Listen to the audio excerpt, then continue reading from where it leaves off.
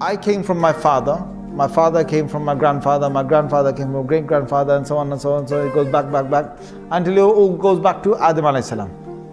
So then then Allah created Adam alayhi salam. So if you say, okay, what was before that? You say, well, the jinns were there. What was before that? Allah created the malaika. Before that, then you say, okay, what was before the malaika? Then you say, okay, it's Allah Azza wa Jal. It's Allah Azza wa Jal.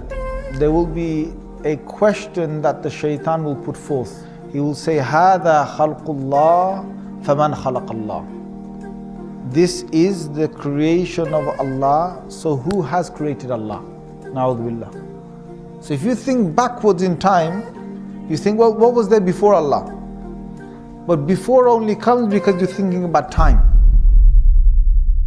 يا أيها الناس اذكروا نعمة الله عليكم هل من خالق غير الله يرزقكم من السماء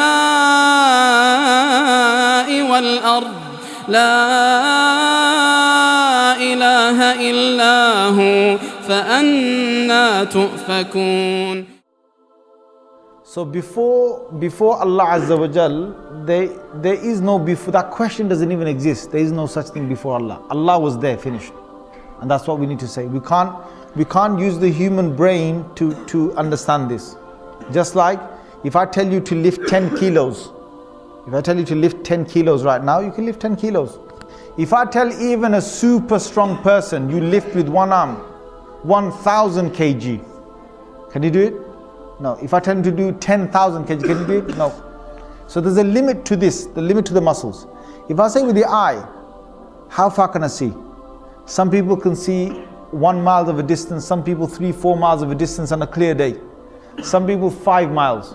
But if I tell him to see with this eye, a human eye, without any binoculars, without any telescope, without anything, to look and to see as far as 100 miles, or 200 miles. Can the human eye do that?